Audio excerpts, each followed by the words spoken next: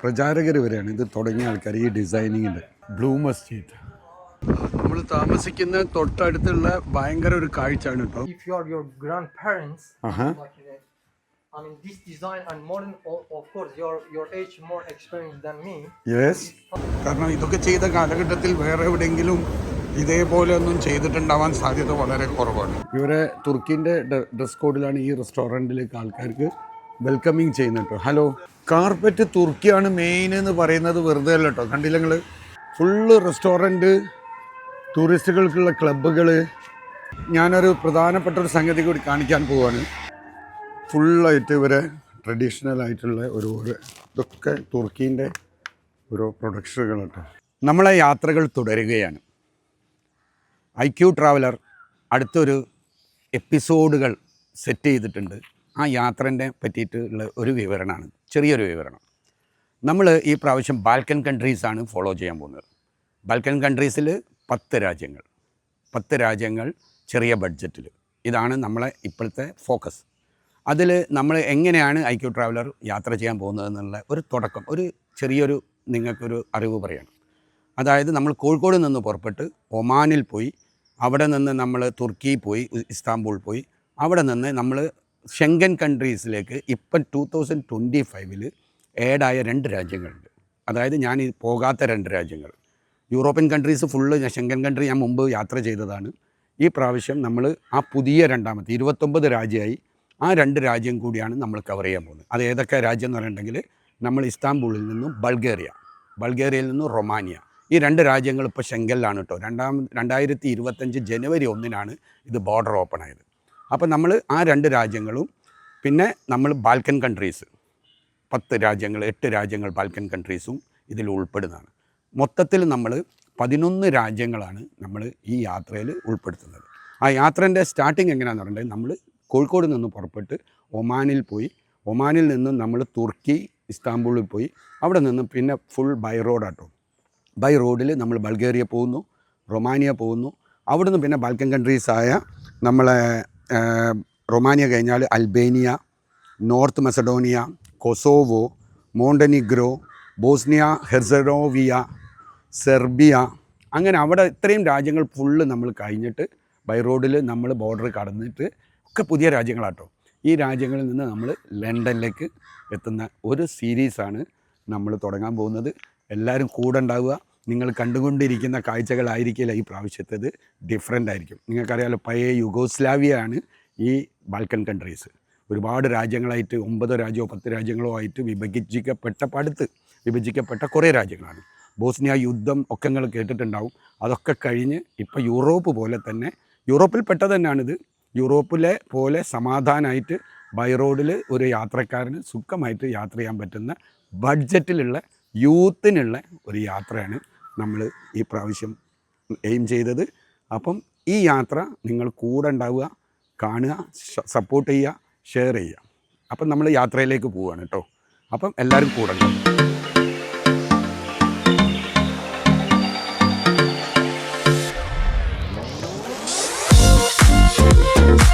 Hi, അങ്ങനെ നമ്മളെ പുതിയ യാത്ര സ്റ്റാർട്ട് ചെയ്യാണ്. യാത്രേൻ്റെ പ്രത്യേകതകൾ ഞാൻ തുടക്കത്തിൽ നിങ്ങളോട് പറഞ്ഞിട്ടുണ്ട്. അതായത് ഈ യാത്ര നമ്മൾ മലബാർ ടു ലണ്ടൻ ഒരു ട്രിപ്പാണ്. 11ാമത്തെ രാജ്യം ലണ്ടൻ യാത്രയാണ്. 15 ദിവസം 50,000 രൂപ ബഡ്ജറ്റ്. ഓക്കെ, ഇതിൽ ഏതെങ്കിലും നിങ്ങൾക്ക് കൺഫ്യൂഷൻ ഉണ്ടെങ്കിൽ നമ്മൾ ഡീറ്റെയിൽ ആയിട്ട് കാണുന്നതായിരിക്കും. അപ്പോൾ എനിക്ക് തോന്നുന്നു 50,000 ബഡ്ജറ്റ് എന്നതായിരിക്കാം ശരിക്കും നിങ്ങൾക്ക് ഡൗട്ടുള്ള വിഷയം. അതായത് ബാൽക്കൻ കൺട്രീസിലെ 10 രാജ്യങ്ങൾ നമ്മൾ കടക്കും. ടോട്ടൽ 10 രാജ്യങ്ങളാണ് നമ്മൾ 15 ദിവസം മലബാർ ടു ലണ്ടൻ ട്രിപ്പിൽ നമ്മൾ 50,000 രൂപ ബഡ്ജറ്റിൽ കേട്ടോ. അതാണ് നമ്മളെ യാത്ര.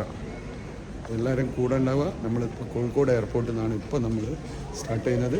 ഇവിടെ നിന്ന് നമ്മൾ നേരെ ഒമാനിലെ മസ്കത്തിൽ, അവിടെ നിന്ന് നമ്മൾ ഇസ്താംബൂൾ. അതാണ് നമ്മളെ ഈ ജേണി കേട്ടോ. അപ്പോൾ ഇവിടെ കോഴിക്കോട് ഇപ്പോൾ ഞാൻ പുതുതായിട്ട് കണ്ടതാണ് ബെഡ് ലോഞ്ച് എന്ന് പറഞ്ഞ ലോഞ്ച് ഉണ്ട് കേട്ടോ. ലോഞ്ച് ശരിക്കും പേയ്മെൻ്റ് ഉണ്ട് ഇവിടെ. 1199 കാർഡുകളും അക്സെപ്റ്റ് ചെയ്യുന്നുണ്ട്. അപ്പോൾ ഞാനൊന്ന് ലോഞ്ചിലേക്ക് പോകും. നമ്മുടെ ഫസ്റ്റ് ഡെസ്റ്റിനേഷനായ ഒമാനിലെത്തിയിരിക്കാം കേട്ടോ. Oman Muscat. അപ്പം നമ്മൾ അവിടെ ഇറങ്ങിയിരിക്കുകയാണ്. ഇതാണ് നമ്മളെ എയർലൈൻ കേട്ടോ, സലാം എയർലൈൻ, കോഴിക്കോട് ടു മസ്കത്ത്. അപ്പോൾ നമ്മൾ ബസ്സിലേക്ക് ട്രാൻസ്ഫറാണ്. ഒമാൻ എയർപോർട്ട് അത്യാവശ്യം തെറ്റില്ലാത്ത ഒരു എയർപോർട്ടാണ്. ഇവിടെ നമ്മൾ വന്നുകൊടുമ്പോൾ ടോയ്ലറ്റ്സിൻ്റെ അടയാളങ്ങൾ ഇങ്ങനെ അവരെ നാഷണൽ ഡ്രസ്സിൻ്റെ കോലത്തിലാണുള്ളത്. സിസ്റ്റമൊക്കെയാണ്. ഇവർക്ക് 10 വർഷമായിട്ടുള്ള ഒരു പുതിയ എയർപോർട്ടാണിത്. കൂടുതൽ പഴക്കങ്ങളില്ല ഈ എയർപോർട്ടിന്. പക്ഷെ എന്നാൽ പോലും നമ്മൾ കാണുന്ന വേറെ ഇൻ്റർനാഷണൽ എയർപോർട്ട് പോലെ വലിയൊരു സെറ്റപ്പോ കാര്യങ്ങളോ ഒന്നും ഇതിനില്ലതാണ്. എന്നാൽ ഒരു മിനിമൈസ് ആയിട്ടുള്ള എല്ലാ സൗകര്യങ്ങളും ഈ എയർപോർട്ടിലുണ്ട്. നല്ല ഭംഗിയുണ്ട് കേട്ടോ. കുഴപ്പമില്ലാത്തൊരു ഇൻറ്റീരിയറൊക്കെയാണ്. 8-10 വർഷമായിട്ടല്ലേ ഉള്ളൂ.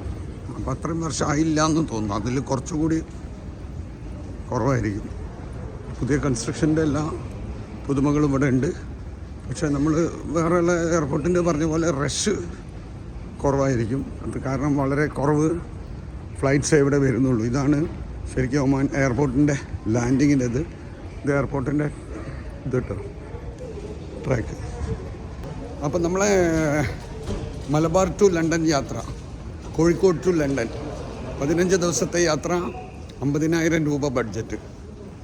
അപ്പം 11 രാജ്യങ്ങൾ കേട്ടോ. അതിൽ ആദ്യത്തെ രാജ്യമാണ്. അപ്പം ഇവിടെ എനിക്ക് ഈ ഫ്ലൈറ്റ് കോഴിക്കോട് നിന്ന് 4 മണിക്ക് പുറപ്പെടേണ്ട ഫ്ലൈറ്റ് 6 മണിക്കാണ് പുറപ്പെട്ടത്. അതുകൊണ്ട് തന്നെ 2 മണിക്കൂർ ലേറ്റ് ഉണ്ട്. അപ്പം തിരിച്ച് ഇവിടെ നിന്ന് ഇസ്താംബൂളിലേക്കുള്ള ഫ്ലൈറ്റ് പെട്ടെന്ന് പോയിട്ട് ബോർഡിങ് എടുക്കണം. അപ്പോൾ നമ്മൾ അങ്ങോട്ടേക്ക് പോവുകയാണ് ബോർഡിങ് എടുക്കാൻ വേണ്ടിയിട്ട്, ഇസ്താംബൂൾ. അപ്പോൾ നമ്മൾ ഒമാനിലുള്ള ബോർഡിങ് പാസ് ഇവിടെ നിന്നാണ് ഇട്ടെടുക്കുക. ഒമാൻ ടു ഇസ്താംബൂൾ അതിൻ്റെ കൗണ്ടറാണിത്. അത് കഴിഞ്ഞിട്ട് നമ്മൾ അതിലൂടെ കടന്നിട്ട് അങ്ങോട്ടേക്ക് പോകണം. ട്രാൻസ്ഫർ ഡെസ്ക്കാണ്. അപ്പം നമ്മൾ ഒമാനിലാണ്, ഒമാനിൽ ടു ഇസ്താംബൂൾ കേട്ടോ. ഇസ്താംബൂളിലേക്കുള്ള ബോർഡിങ് കഴിഞ്ഞ് നിൽക്കുകയാണ്. ഇനി നമ്മൾ ഫ്ലൈറ്റിലേക്ക് പോകാൻ വേണ്ടി വെയിറ്റ് ചെയ്യാം കേട്ടോ. അപ്പോൾ ഇവിടെ നമുക്ക് 4 മണിക്കൂർ ഗ്യാപ്പുണ്ട്. ഈ ഗ്യാപ്പിൻ്റെ ഉള്ളിൽ നമുക്ക് 2 മണിക്കൂർ പുറത്തിറങ്ങണമെങ്കിൽ ഇറങ്ങാം ഈ ഫ്ലൈറ്റിന് കേട്ടോ. ഇനി അതല്ല, നിങ്ങൾക്ക് ചില ഫ്ലൈറ്റിന് 8 മണിക്കൂർ ഗ്യാപ്പ് ഉണ്ടാവും. ഉണ്ടെങ്കിൽ നിങ്ങൾക്ക് അത് വെച്ചിട്ട് പുറത്തിറങ്ങി തിരിച്ച് വരണമെങ്കിൽ ബോർഡിങ് എടുത്തിട്ട് വരാവുന്നതും കൂടിയാണ്. പിന്നെ ഇപ്പം നമ്മൾ ഇസ്താംബൂളിലേക്കുള്ള ഫ്ലൈറ്റിൽ കയറി കഴിഞ്ഞാൽ ഇസ്താംബൂൾ എത്തുന്നത് വരെ 16,200 രൂപയാണ് നമ്മളെ ഇത്. അപ്പോൾ അതായത് നമ്മൾ 50,000 നമ്മളെ ബഡ്ജറ്റിൽ 16,200 രൂപ ഈ ടിക്കറ്റ് ഇസ്താംബൂൾ വരെ നമ്മളെ ബഡ്ജറ്റായിട്ടോ. ഇവിടെ നിന്ന് നമ്മൾ നേരെ പോകുന്നത് തുർക്കിയിലേക്കുള്ള ഫ്ലൈറ്റിലേക്കാണ് കേട്ടോ. അപ്പം നമ്മൾ പോകുന്നത് തുർക്കിയിലെ ഇസ്താംബൂളിലേക്കുള്ള ഫ്ലൈറ്റിലേക്കാണ്. അപ്പം നമ്മൾ ഫ്ലൈറ്റിൽ കയറി കഴിഞ്ഞാൽ ഇസ്താംബൂളിൽ എത്തിക്കഴിഞ്ഞാൽ നമുക്ക് ശരിക്കും വരുന്ന ബഡ്ജറ്റ് 16,200 രൂപയാണ് നമുക്ക് വരുന്നത്. സലാം എയർലൈൻസ് ആണ്, ഒമാൻ്റെ ഒരു പ്രൈവറ്റ് എയർലൈൻസ് ആണ് കേട്ടോ, സലാം എയർലൈൻസ്. അതാണ് നമ്മൾ പോകുന്ന ഫ്ലൈറ്റും. ഹായ്. അപ്പം നമ്മൾ തുർക്കിയിൽ ഇസ്താംബൂളിൽ എത്തിയിരിക്കുകയാണ്. എയർപോർട്ടിൽ ഇതാ നമ്മൾ പോയിക്കൊണ്ടിരിക്കുകയാണ് കേട്ടോ.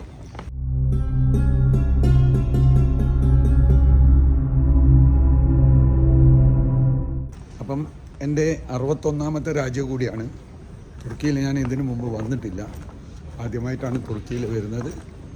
അപ്പം എൻ്റെ 61ാമത്തെ രാജ്യവും നമ്മളെ ഈ ട്രിപ്പിലെ 2ാമത്തെ രാജ്യവും. അപ്പോൾ 2ാമത്തെ രാജ്യത്തിൽ ഒമാനിൽ നമ്മളിന്ന് പുറത്തിറങ്ങിയിട്ടില്ല. നമ്മൾ എയർപോർട്ട് മാത്രമേ എക്സ്പ്ലോർ ചെയ്തിട്ടുള്ളൂ.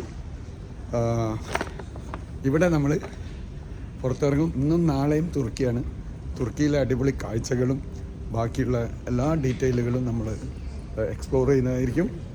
കൂടാതെ തുർക്കി ടു ബൾഗേറിയ ബസ് പോകുന്ന രീതി, കാര്യങ്ങൾ, ബുക്കിംഗ്, അങ്ങനെ നമ്മൾ ഈ യാത്രേൻ്റെ ബഡ്ജറ്റ് എങ്ങനെയാണ് കുറയ്ക്കുന്നതെന്നായിരിക്കും പ്രാമുഖ്യം.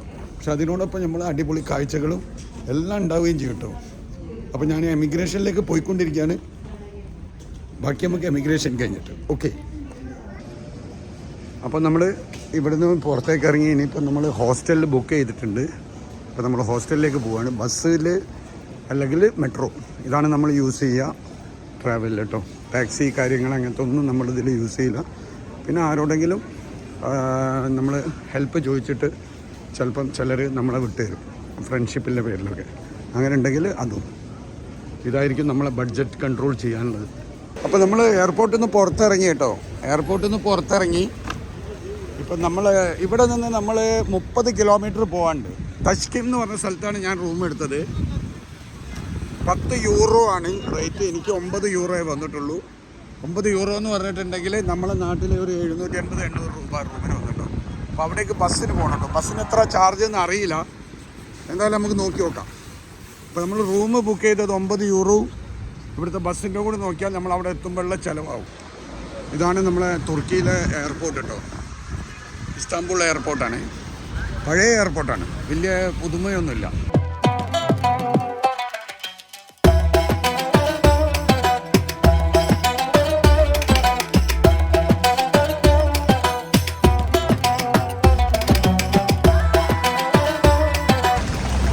അപ്പോൾ നമ്മൾ തസ്കിം എന്ന് പറഞ്ഞ സ്ഥലത്ത് എത്തിയിട്ടോ. ഓൾഡ് സ്ഥലമാണ്. അവിടെയാണ് നമ്മൾ എടുത്തത്. അവിടെയാണ് കാഴ്ചകളൊക്കെ കാണാനുള്ള സ്ഥലങ്ങൾ. കണ്ടില്ല നിങ്ങൾ, പഴയ സിറ്റീൻ്റെ സെറ്റപ്പ് കണ്ടില്ലേ. അപ്പം തസ്കിം എന്ന് പറഞ്ഞ സ്ഥലത്താണ്. ഇവിടുന്ന് നമ്മൾ ഫത്തി എന്ന് പറഞ്ഞ സ്ഥലത്തേക്ക് ചെറിയൊരു മെട്രോ പിടിക്കാണ്ട് കേട്ടോ. അപ്പോൾ നമ്മൾ മെട്രോ സ്റ്റേഷനിലേക്ക് പോവാണ്. ഇസ്താംബൂളിൽ ഓൾഡ് സിറ്റിയിൽ നമ്മളിപ്പോൾ പോകുന്നത് ഈ മെട്രോൻ്റെ അടിയിലാട്ടോ. കണ്ടില്ലേ, മെട്രോൻ്റെ അടിയിലുള്ള സ്റ്റേഷനിലാണ് ഈ വാക്കിങ്ങൾ. ഇത് വർഷങ്ങൾക്ക് മുന്നേ ചെയ്താട്ടോ. ഇതൊരു വലിയ സംഭവം തന്നെ. കാരണം ഇതൊക്കെ ചെയ്ത കാലഘട്ടത്തിൽ വേറെ എവിടെയെങ്കിലും ഇതേപോലെ ഒന്നും ചെയ്തിട്ടുണ്ടാവാൻ സാധ്യത വളരെ കുറവാണ്. ഒരു സിറ്റീൻ്റെ അടിയിൽ ഫുള്ള് മെട്രോ സ്റ്റേഷന്, ബസ്സിൻ്റെ സ്റ്റേഷന്, അങ്ങനെയാണ്. മേലെ കൂടിയ റോഡുകളുമാണ്. തഷ്കിം എന്ന് പറഞ്ഞ സിറ്റിയിലാട്ടോ തഷ്കിം. ഇവിടുന്ന് സെക്ഷൻ തിരിയാണ് ഇങ്ങനെ ട്രാക്കായിട്ട് ഇങ്ങനെ വന്നിട്ട് ഓരോരോ ഭാഗത്തേക്കുള്ള ട്രെയിന്, ബസ്സിൻ്റെ വഴികൾ, പിന്നെയും ട്രാക്ക്. അടിപൊളിയല്ലേ, സെറ്റപ്പ് അടിപൊളിയാണ്. ഫത്തി എന്ന് പറഞ്ഞ സ്ഥലത്തേക്കാണ് പോകുന്നത്. അവിടേക്ക് പോകാൻ വേണ്ടിയിട്ടുള്ള മെട്രോയിൽ വന്നതാണ്. ഇവിടെ നമുക്ക് ചിലവ് വരുന്നത് ടോട്ടൽ ഈ മെട്രോക്ക് നമുക്ക് 68 രൂപ, 68 ഇന്ത്യൻ പൈസയാണ് നമുക്ക് ഇതിന് ചിലവ് വരുന്നത് കേട്ടോ മെട്രോക്ക്. അപ്പോൾ ഇതാണ് നമ്മളെ തുർക്കി മെട്രോ കേട്ടോ. നമ്മൾ ഓരോ മെട്രോവും കാണിക്കാറുണ്ട്. അതേപോലെ നമ്മൾ തുർക്കിയിലെ ഇസ്താംബൂളിലെ മെട്രോ ആണിത്. ഇതാണ് ആ മെട്രോൻ്റെ സിസ്റ്റം. ഇതൊക്കെ പഴയ സിസ്റ്റങ്ങളാണ് മെട്രോയുടെ. ഇപ്പോഴത്തെ ഇതുപോലത്തെ മെട്രോ ഒന്നല്ല, പക്ഷേ നല്ല മെട്രോ ആണ്. അടിപൊളി സെറ്റപ്പാണ്. നമ്മൾ ഫ്രാൻസിൻ്റെത് പറഞ്ഞ പോലെ വലുത് റൗണ്ടിൻ്റെ ഒരു ഷേപ്പ് ഉണ്ട് കേട്ടോ.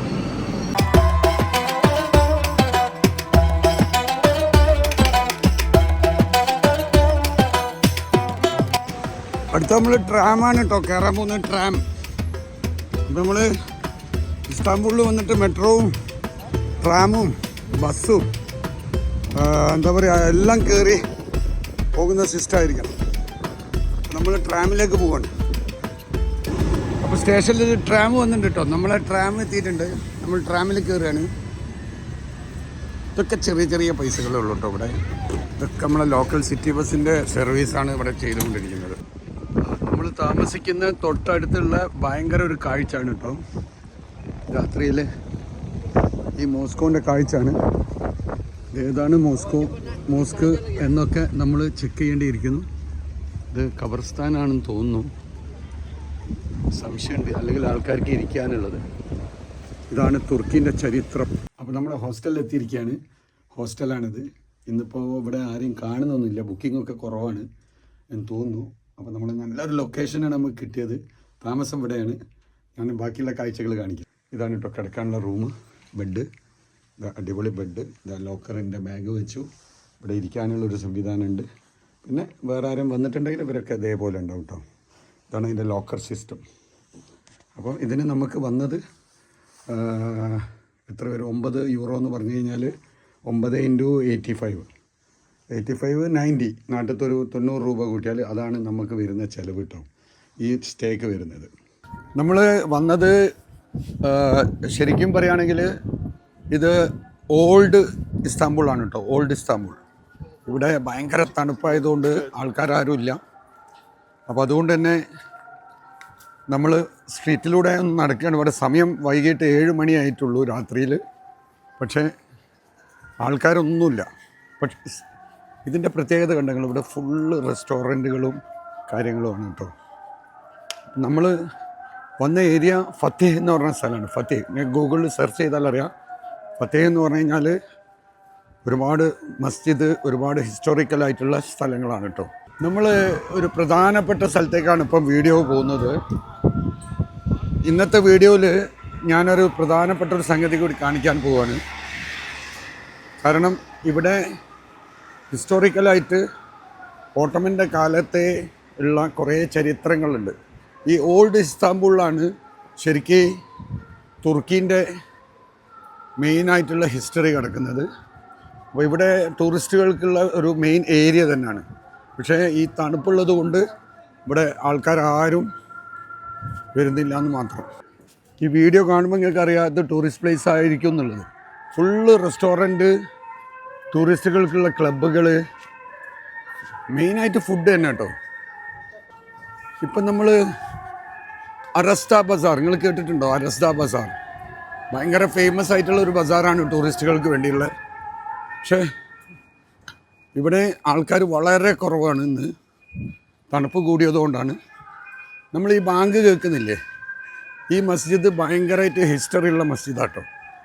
നമ്മളിപ്പോൾ അങ്ങോട്ടേക്കാണ് പോകുന്നത്. പല ഭാഗങ്ങളിൽ നിന്നും ഇതിനെ ഷൂട്ട് ചെയ്യാൻ പറ്റും. അപ്പോൾ ഇതിൻ്റെ ലൈറ്റിംഗ് ഒക്കെ ഉണ്ടെങ്കിൽ ബാങ്ക് കേൾക്കുന്നുണ്ടോ? കണ്ടില്ലേ, ഇങ്ങനത്തെ അടിപൊളി വലിയ മസ്ജിദാട്ടോ.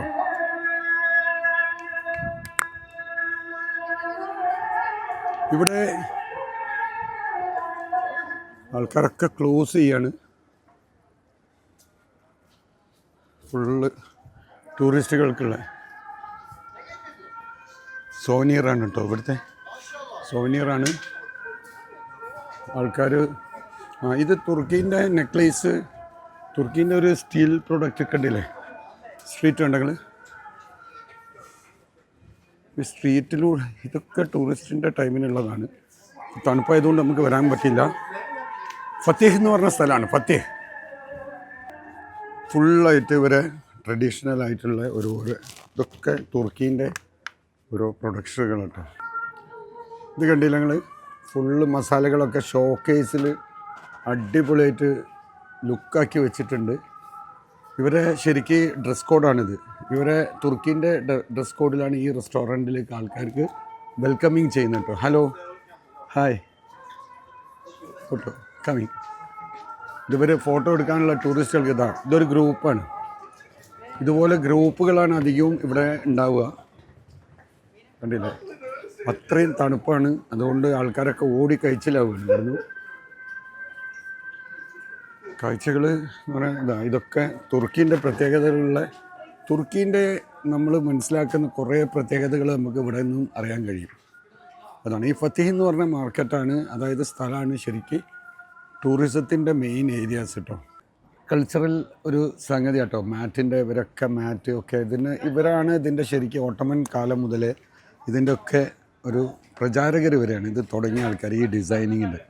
ഇത് നമ്മൾ പിന്നീട് ഉസ്ബെക്കിസ്ഥാൻ അങ്ങനത്തെ സ്ഥലങ്ങളിൽ, ഇറാന് ഇതുപോലത്തെ സ്ഥലങ്ങളിലേക്ക് പിന്നെ അത് വ്യാപിക്കപ്പെട്ടതാണ്. ഈ വഴിയോര കാഴ്ചകൾ തന്നെ നമ്മൾ വരികയാണെങ്കിൽ കാണാൻ ഭയങ്കരമായിട്ടുണ്ടാവും കേട്ടോ. കഴിയുന്നത്ര തണുപ്പില്ലാത്ത സമയത്ത് വരികയാണെങ്കിൽ കുറച്ചുകൂടി സൗകര്യമായിട്ട് കാണാം നൈറ്റിലേക്കൊക്കെ. ഇപ്പോൾ രാത്രി കൂടുതലും പകൽ കുറവുമാണ്. ഈ മുന്നിൽ കാണുന്നത് ഇതേപോലെ തന്നെ നമ്മൾ തുർക്കീൻ്റെ ഡ്രസ്സ് ഇട്ടിട്ട് നമുക്ക് ഫോട്ടോ എടുക്കാൻ വേണ്ടിയിട്ടുള്ള ഒരു സ്ഥലം വരെ സെറ്റ് ചെയ്ത് വെച്ചാണ്. കണ്ടില്ല ആ ഡ്രസ് കോഡ്. അതേപോലെ ഇത് ടീഷർട്ട്സ്, തുർക്കീൻ്റെ ഇസ്താംബൂൾ ടീഷർട്ട്സാണ് ഇവിടെ ഉള്ളത്. എല്ലാം ടൂറിസ്റ്റിൻ്റെ ഒരു ഭാഗം തന്നെ ഫുള്ളായിട്ട് തുർക്കിയിൽ അറിയാലോ നിങ്ങൾക്ക് ഡ്രസ്സിൻ്റെ പ്രൊഡക്ഷൻസ്, നല്ല ക്വാളിറ്റി ഡ്രസ് പ്രൊഡക്ഷൻസ് ഉള്ള സ്ഥലമാണ് തുർക്കി. അപ്പം നമ്മൾ രാത്രി കാഴ്ചകളാണ്. ഇവിടെ വന്ന ടൂറിസ്റ്റുകൾ ആരെങ്കിലും ഉണ്ടെങ്കിൽ പുറത്തുണ്ട് എന്നല്ലാതെ മറ്റാരും പുറത്ത് വളരെ കുറവാണുള്ളത്. അപ്പോൾ ടൂറിസ്റ്റുകൾക്ക് ഓരോ ഹിസ്റ്ററി പറഞ്ഞു കൊടുക്കണം. പല രാജ്യങ്ങളിൽ നിന്നായിട്ട് വന്ന് ടൂറിസ്റ്റുകൾക്ക് ഫോട്ടോ എടുക്കാനും ഓരോ ഹിസ്റ്ററികളും പറഞ്ഞു കൊടുക്കണം കേട്ടോ. ഈ കാഴ്ചകൾ നമ്മൾ ഇന്ന് രാത്രിയിൽ എടുക്കുകയാണ്. ഇന്നാണ് നമ്മളിവിടെ എത്തിയത്. അപ്പം കണ്ടില്ല നിങ്ങൾ മസ്ജിദിൻ്റെ കാഴ്ചകൾ കണ്ടില്ല. ഇതൊരു പ്രധാന ഒരു ഏരിയ തന്നെ തിരിച്ചു വെച്ചാണ്. ഇവിടെ ഇതാ ഒരു മസ്ജിദിൻ്റെ ഉണ്ട്, അപ്പുറത്തേക്കുണ്ട്. അത് കഴിഞ്ഞാൽ ഇതാ ഈ ഭാഗങ്ങളിലൊക്കെ ഇതൊക്കെ പഴയ ഭരണകൂടത്തിൻ്റെ കാലഘട്ടത്തിലുള്ള ഏറ്റവും പ്രധാനപ്പെട്ട ഒരു ഏരിയ ആണ്. പക്ഷേ ഇതിനെ മാത്രമാണ് ഇവർ മെയിൻറ്റെയിൻ ചെയ്ത് ലൈറ്റൊക്കെ വെച്ചിട്ടുള്ള ഒരു വലിയ സംഭവമായിട്ടുള്ള ഒരു സംഗതിയായിട്ട് വെച്ച് കേട്ടോ. ടൂറിസ്റ്റുകളൊക്കെ ഇവിടെ വന്നിട്ട് ഫോട്ടോ എടുക്കുകയാണ്. നമ്മൾ ഇതിൻ്റെ അകത്തേക്ക് പോകാൻ പറ്റുമോ എന്ന് നോക്കുകയാണ്. അവിടെ ഡോർ അടിച്ചിട്ട് കാണുന്നുണ്ട്. പക്ഷേ ഈ കാഴ്ചകൾ കാണുമ്പോൾ ഇതിൻ്റെ ഉള്ളിലൊന്ന് പോകുക എന്നുള്ളത് ഒരു ഭയങ്കര ആഗ്രഹം. ഇത് രാത്രി കാഴ്ചകളാണ്. നാളെ പകൽ പറ്റിയാൽ നമുക്ക് ഇവിടെ വരാൻ പറ്റുമെങ്കിൽ എടുക്കണം. അപ്പം ഇതൊക്കെയാണ് തുർക്കീൻ്റെ ചരിത്രങ്ങൾ. കാരണം തുർക്കിക്ക് ഈ നിർമ്മിതികളിലുള്ള പ്രത്യേകതകൾ ഒരുപാടുണ്ട്. ഒട്ടോമൻ കാലഘട്ടത്തിൽ ഇവരെല്ലാ സ്ഥലങ്ങളും പിടിച്ചടക്കി പോയതൊക്കെ ആ ഭരണകൂടത്തിൽ ആ കാലഘട്ടത്തിൽ വളരെയധികം ഇവർക്ക് വരുമാനങ്ങളും എല്ലാ ആധിപത്യങ്ങളും ഇവരെ കയ്യിലായിരുന്നു ആ സമയങ്ങളിൽ. ഇതാണ് ബ്ലൂ മോസ്ക് കേട്ടോ. ഇതാണ് നമ്മൾ പറയാനുള്ളത്. ബ്ലൂ മോസ്കിൻ്റെ ഇൻഫർമേഷനാണ് ഇതിൽ കാണുന്നത്. ബ്ലൂ മോസ്കിൻ്റെ ചരിത്രങ്ങൾ നമുക്ക് പറയാം. അപ്പോൾ ബ്ലൂ മോസ്കിൻ്റെ അതിലേക്കുള്ള നമ്മളെ എൻട്രൻസും കാര്യങ്ങളൊക്കെ ആണ് കേട്ടോ. ഇതിൽ സുൽത്താൻ അഹമ്മദ് കാമി, ബെൽജിലൻഡൻ പനോസോ. എനിവേ എന്തായാലും നല്ല ഡ്രസ്സ് ഇട്ടിട്ട് കയറണം എന്നുള്ളതാണ് ഇതിൻ്റെ ഇൻഫർമേഷൻ കേട്ടോ. അത് ആ മുറി ഡ്രസ്സുകളിട്ട് കയറരുത്. ഫുള്ള് കവറിങ് ഡ്രസ്സുള്ളവർ മാത്രമേ ഇങ്ങോട്ട് കയറാൻ പാടുള്ളൂ എന്നുള്ളതാണ് അതിൽ പറയുന്നത്. ബ്ലൂ മസ്ജിദ്, ഇതാണ് ബ്ലൂ മസ്ജിദ്. മോസ്കോയിലേക്കുള്ള എൻട്രൻസ് ആണിത്. നിസ്കാരം നടന്നുകൊണ്ടിരിക്കുന്നുണ്ട് കേട്ടോ. ഇങ്ങനെയുണ്ട്, അടിപൊളി കാഴ്ചകളല്ലേ. ഇതുമായിട്ട് ബന്ധപ്പെട്ട് കുറേ ചരിത്രങ്ങളുണ്ട് കേട്ടോ. ബ്ലൂ മോസ്കിൻ്റെ രാത്രി കാഴ്ചകൾ നമുക്ക് പിന്നെ കാണാൻ കഴിഞ്ഞെന്ന് വരില്ല. അത്രത്തോളം ഭംഗിയാണ് ആ ലൈറ്റിങ്ങിൻ്റെ കാര്യങ്ങളൊക്കെ കേട്ടോ. ബ്ലൂ മോസ്കിൽ ഇതൊക്കെ തന്നെയാണ് പ്രത്യേകതകൾ. ഇതിൻ്റെ നിർമ്മിതി എന്ന് പറഞ്ഞു കഴിഞ്ഞാൽ വർഷങ്ങൾ പഴക്കമുള്ള പള്ളിയാണ്. ഇപ്പോഴും അത് മെയിൻറ്റെയിൻ ചെയ്യാൻ നിസ്കാരം നടക്കുകയും കഴിയുന്നുണ്ട്. ഇവിടെ ചെറിയൊരു മെയിൻ്റനൻസ് എന്തോ വഴിക്ക് നടക്കുന്നുണ്ട്. അതിൻ്റെ ഭാഗമായിട്ടുള്ളതാണ് ഈ നടക്കുന്നത് കേട്ടോ. ഇവിടെ കണ്ടില്ലേ, നമ്മൾ അന്ന് ഉസ്ബെക്കിസ്ഥാനിൽ പോയി എടുത്തതിൻ്റെ എത്രയോ ഇരട്ടി ഭംഗിയാണ് കേട്ടോ ഇതിന് കാണിക്കുന്നത്. ബ്ലൂ മോസ്കിൻ്റെ കാഴ്ചകൾ എങ്ങനെ കാണിക്കണം അറിയില്ല. ലൈറ്റിൻ്റെത് കണ്ടില്ല നിങ്ങൾ, വരിയായിട്ട് ലൈറ്റ് വെച്ചിട്ടുള്ള കേട്ടോ. ഈ മിനാരം കണ്ടങ്ങൾ ഇതേപോലെ തന്നെ അപ്പുറവും മിനാരങ്ങളുണ്ട്. ഇത് കുറച്ച് മെയിൻ്റനൻസ് നടക്കുന്നതുകൊണ്ട് നമുക്ക് ഈ വീഡിയോയിൽ അത്ര ഇതായിട്ട് കിട്ടൂല. അപ്പോൾ നിങ്ങൾ തുർക്കിയിൽ വരുമ്പോൾ ഇതിൻ്റെ ഒരു നൈറ്റ് വ്യൂ ഒരു ഭയങ്കര സംഭവം തന്നെ കേട്ടോ. നമ്മൾ പുറത്തേക്ക് വരുമ്പോൾ ഇതിൻ്റെ നേരെ ഓപ്പോസിറ്റിൽ ഇതിൻ്റെ മറ്റൊരു മസ്ജിദാക്കി കിടക്കുന്നത് കേട്ടോ. അപ്പം ആ കാലഘട്ടത്തിലെ ആ ഓൾഡ് തുർക്കിയിലെ ഇസ്താംബുൾ അങ്ങനെ തന്നെ നിലനിർത്തിയും കൊണ്ടാണ് ഇവർ പുതിയ ഡെവലപ്മെൻ്റ് അപ്പുറം വന്നത്. കണ്ടില്ല, ആ പള്ളിയിലേക്ക് കണ്ടില്ല. ഇവിടുന്ന് നമ്മൾ ഡയറക്റ്റ് ഇറങ്ങുമ്പോൾ തന്നെ നേരെ കാണുന്നത് അത് മറ്റൊരു മസ്ജിദാണ്. അതിന് 4 മിനാരങ്ങളാണ് ഉള്ളത്. 4 മിനാരങ്ങളാണ് അതിനുള്ളത്. ഇത് മസ്ജിദിനോട് ചേർന്നിട്ടുള്ള മദ്രസകളാണ്. ഇവിടെ വേറൊരു പ്രത്യേകത എന്താണെന്നുണ്ടെങ്കിൽ ഇവർ നിസ്കരിക്കുകയാണെങ്കിലും എന്താണെങ്കിലും ഇവിടെ ടൂറിസ്റ്റുകൾക്ക് വന്ന് കയറാനും കാണാനും ഒക്കെ ഉള്ള സംവിധാനങ്ങളുണ്ട്. ഡ്രസ് കോഡ് മാത്രം റെസ്പെക്റ്റ് ചെയ്തിട്ട് ചെയ്യണമെന്ന് മാത്രമേ ഉള്ളൂ കേട്ടോ. ബാക്കി എല്ലാ സംഗതികളും ടൂറിസ്റ്റുകൾക്ക് അത്രയും ഓപ്പണായിട്ട് ഫ്രീ ആയിട്ട് കൊടുത്തിട്ടുണ്ട്. അതിൽ മതങ്ങളോ കാസ്റ്റോ കാര്യങ്ങളോ ഒന്നും ഇവർ ചോദിക്കുന്നൊന്നുമില്ല. ഡ്രസ് കോഡ് മാത്രം കീപ്പ് ചെയ്യണമെന്നേ ഉള്ളൂ. അപ്പോൾ ഇന്നത്തെ വീഡിയോയിൽ നമ്മൾ തുർക്കീൻ്റെ രാത്രി കാഴ്ചകളാണ് നമ്മൾ ഈ കാണുന്നത്. നാളെ നമുക്ക് ഇവിടുത്തെ രാത്രി കാഴ്ചകൾ കാണാൻ ചിലപ്പോൾ കഴിഞ്ഞെന്ന് വരില്ല. നമ്മൾ ബൾഗേറിയയിലേക്ക് പോവുകയാണ്. അപ്പോൾ രാത്രി കാഴ്ചകൾ ഇന്നിപ്പം ഭയങ്കര തണുപ്പാണ്. 2 ആണ് ഇവിടുത്തെ വെതർ. പക്ഷേ എന്നാൽ പോലും നാളെ നമുക്ക് എടുക്കാൻ കഴിയാതാവുന്നത് കൊണ്ടാണ് നമ്മൾ ഇന്നിപ്പം ഈ വീഡിയോസ് എടുക്കുന്നത് കേട്ടോ. ഇവിടെ ഇതേപോലെ കോണ്, അതേപോലെ വേറെന്തോ ഇവരൊരു സാധനം ചൂടാക്കി വിൽക്കുന്ന സ്ഥലമുണ്ട് കേട്ടോ. ഇത് ഇവിടുത്തെ ഒരു ടൂറിസ്റ്റ് പ്ലേസിൽ ഇവരൊരു ഫുഡാണ്. ഇപ്പം നല്ല തണുപ്പായതുകൊണ്ട് ആൾക്കാർ ചിലപ്പം വാങ്ങി കഴിക്കുന്നുണ്ടാവും. ഈ വഴിയിലുള്ള യാത്ര അധികവും ഇവിടെ ട്രാമാണ്. നമ്മൾ വന്നില്ലേ ആ സമയത്തുള്ള ട്രാമാണ് ഇങ്ങോട്ടേക്ക് സർവീസ് ഉള്ളത് കേട്ടോ. അപ്പോൾ നമ്മൾ ട്രാമിൻ്റെ ട്രാക്കാണത്. അടിപൊളി ട്രാക്കാണ് കേട്ടോ. ഇത് നമ്മൾ വേറെ സ്ഥലങ്ങളിലൊക്കെ കണ്ടതുപോലെയല്ല. വാഹനങ്ങളൊക്കെ പോവുമെങ്കിലും വേറെ തന്നെ ഒരു ലുക്കിലാണ് ഇവിടുത്തെ ട്രാം ഇവർ മെയിൻറ്റെയിൻ ചെയ്തത്. നല്ല വലുപ്പവും കുറേ ബോഗികളൊക്കെ ഉള്ള ട്രാമാണ്. നമുക്ക് സിറ്റി കാഴ്ചകൾ എന്ന് പറഞ്ഞിട്ട് രാത്രിയിൽ ഇത് തണുപ്പായതുകൊണ്ടുള്ളതാണ്. ശരിക്കും ഫുൾ സെറ്റപ്പുള്ള ഒരു സിറ്റി തന്നെയാണ് കേട്ടോ. ഇവിടെ പഴയ കാലഘട്ടത്തിലെ ഒരു ഭാഗമാണിത്. കോട്ടകളൊക്കെ ഉണ്ട് കേട്ടോ. ഇവിടെ കോട്ടകളൊക്കെ ഉണ്ട്. ഇത് റെസ്റ്റോറൻറ്റിൻ്റെ ആണ്. ഇവിടെ ഇപ്പം വേറെ നിവൃത്തിയൊന്നുമില്ല ഇവർക്ക്, ആൾക്കാരില്ലാത്തത് കൊണ്ട് ഫുള്ള് ക്ലോസ് ചെയ്തത് കുറേ ഉണ്ട്. ചിലത് ഓപ്പണാക്കി വെച്ചിട്ടുണ്ട്, പക്ഷേ ആക്റ്റീവ് ആണോ എന്നറിയില്ല. ഇവിടെ നല്ല ചൂടും കാര്യങ്ങളൊക്കെ ഉണ്ട്. ഇവിടെ അത്യാവശ്യം ഒരു ആക്റ്റീവ് ഉണ്ട്, പക്ഷേ ആൾക്കാരെ കാണാനില്ല. ഓട്ടോമൻ എംപയറിൻ്റെ കാലഘട്ടത്തിലുള്ള ഒരു ചെറിയ ഹിസ്റ്ററി കാര്യങ്ങളൊക്കെ കേട്ടോ. അപ്പോൾ എനിക്കത് പറഞ്ഞു തരാമെന്ന് പറഞ്ഞിട്ട് ഉള്ളിലേക്ക് കൊണ്ടുപോവാണ് നമ്മൾ കാണാൻ. ഹായ്, യെസ്, കണ്ടില്ലേ, ഇതാണ് ഇവരെ ഹിസ്റ്ററീൻ്റെ ഭാഗങ്ങൾ, ഈ ലൈറ്റിങ്ങും കാര്യങ്ങളും. ഇത് നമ്മളെ കോഴിക്കോട് ഒരു ഗുദാമുണ്ട്, അതിൻ്റെ ഉള്ളിലേക്ക് കയറിയതുപോലെ ആയിട്ടുണ്ട് സംഭവങ്ങൾ മൊത്തം. Excuse me, this piano is 200 years old. That one kind of stuff. 200 years. Almost, yeah. Oh, right. Oh, this is traditional. It's not Turkish because if you are your grandparents, like I mean, this design and modern, of course, your age more experienced than me. Yes. This stuff like like our Full- grandparents when they're young, like about 20, 22. That style is more popular, so that's why it's This old stuff collection. always, Old like collection. old stuff always making the people to remember memories and keeping the culture how it's going on. Yes, yes. Right. It's my idea, yeah. Oh, this is your collection. It's our collection, man. Yeah. Very difficult to collection and maintain, right? Yeah. When you press any carpet, this is handmade. All of them like in a store and about 50 years old. Oh. So this is antique. So this is luxury stuff too. You don't. I mean, if you can put on your. Oh, this is your popular this restaurant cafe.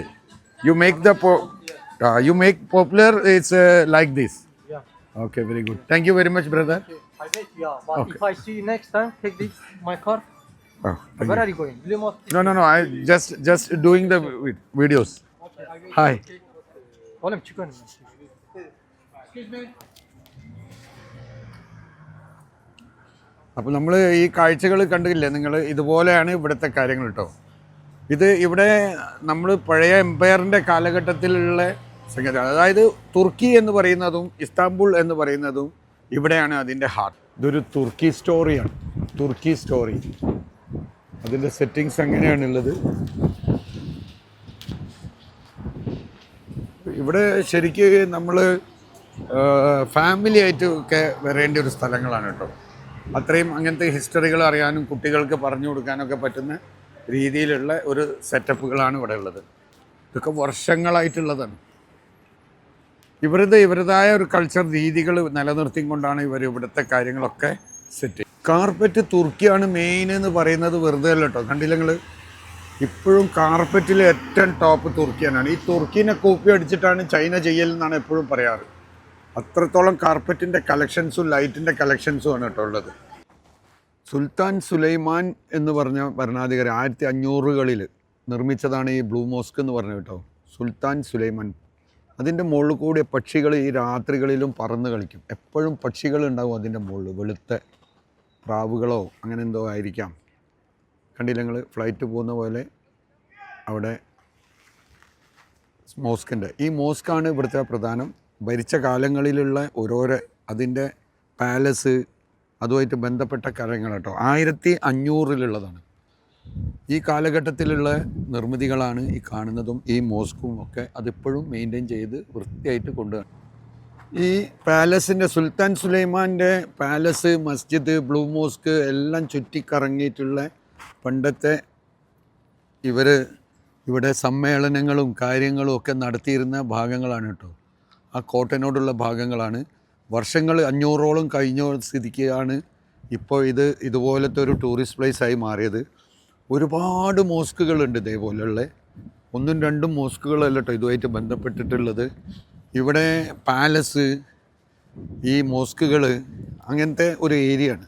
ശരിക്കും തുർക്കിയുടെ പ്രധാനപ്പെട്ട area Istanbul എന്ന് പറഞ്ഞു കഴിഞ്ഞാൽ അതിൻ്റെ ചരിത്രങ്ങൾ മൊത്തം കിടക്കുന്നത് ഈ സുൽത്താൻ സുലൈമാൻ്റെ കാലഘട്ടത്തിലെ ചരിത്രങ്ങളും ഓട്ടോമൻ്റെ കാലഘട്ടത്തിലെ ചരിത്രങ്ങളുമാണ് ഇവിടെ നിലനിൽക്കുന്നത് കേട്ടോ. അതിനോട് ചേർന്ന് തന്നെയുള്ള വലിയൊരു വേറെ മസ്ജിദാണിത്. ഈ സൈഡുകളിലാണ് പാലസ് കാര്യങ്ങളൊക്കെ ഉള്ളത്. നമ്മൾ നേരത്തെ കണ്ട ബ്ലൂ മോസ്കിൻ്റെ മറ്റൊരു കാഴ്ചയാണ് ഇത് കാണുന്നത്. അപ്പോൾ ടൂറിസ്റ്റുകൾ തന്നെയാണ് ഇവിടുത്തെ മെയിൻ സംഗതികൾ. ഇവിടെ മൊത്തം തുർക്കിയിലെ ആൾക്കാർക്ക് വളരെ പ്രധാനപ്പെട്ട എന്താ പറയുക, അവർ വിസിറ്റ് ചെയ്യുന്ന, റെഗുലറായിട്ട് വിസിറ്റ് ചെയ്യുന്ന ഒരു സ്ഥലം കൂടിയാണ് ഈ മസ്ജിദും ഇതുമായിട്ടുള്ള ബന്ധപ്പെട്ട സ്ഥലങ്ങൾ. അപ്പോൾ നമ്മളെ മലബാർ ടു ലണ്ടൻ യാത്ര നമ്മളെ ഇപ്പം തുർക്കിയിലെത്തിയിരിക്കുകയാണ്. അപ്പം ഇന്നൊരു ദിവസമേ ആയിട്ടുള്ളൂ നമ്മളെ യാത്ര. 15 ദിവസമുണ്ട്. 50,000 രൂപയാണ് ബഡ്ജറ്റ്. ഇവിടെ നമ്മൾ ചെലവുകൾ എന്ന് പറയുന്നത് ഇപ്പം നമ്മൾ 16,200 പ്ലസ് 350 രൂപ നമുക്ക് ഇവിടേക്ക് നമ്മളെ ഹോസ്റ്റലിലേക്ക് എത്താനും ഇവിടുത്തെ താമസത്തിൻ്റെ പൈസയും ആയിട്ട് നമുക്ക് ടോട്ടൽ 18,000 രൂപയാണ് ഇതുവരെ ഇന്നത്തെ ദിവസം നമുക്കായത്. അപ്പം അടുത്ത കാഴ്ചകളുമായിട്ട് നാളെ തുർക്കി ഫുള്ള് നമുക്ക് കാണാനുണ്ട്. അപ്പം ഇന്ന് രാത്രി നമ്മൾ ഇന്ന് അവസാനിപ്പിക്കുകയാണ്. ഭയങ്കര തണുപ്പുമാണ്. അപ്പോൾ നമ്മൾ തുർക്കിയിലെത്തി. നമ്മൾ നേരെ മലബാർ ടു ലണ്ടൻ യാത്രയിൽ നമ്മൾ രണ്ടാമത്തെ രാജ്യമായ തുർക്കിയിലെ കാഴ്ചകളാണ് നിങ്ങൾ ഈ രാത്രിയിൽ കാണുന്നത്. നാളെ ഒരു ദിവസം കൂടി നമ്മൾ തുർക്കി യാത്ര ഉണ്ടാവും. അത് കഴിഞ്ഞ് നമ്മൾ നേരെ ബൾഗേറിയയാണ് നമ്മളെ യാത്ര. അപ്പം നമ്മളെ ഇന്നത്തെ കാഴ്ചകൾ നിങ്ങൾക്ക് ഇഷ്ടമായി ഉണ്ടാവും എന്ന് വിചാരിക്കുന്നു. നമ്മളെ ബഡ്ജറ്റ് യാത്രയാണ്. എല്ലാവരും കൂടെ ഉണ്ടാവുക. അടുത്ത കാഴ്ചകൾ കാണും വരെ ബായ്.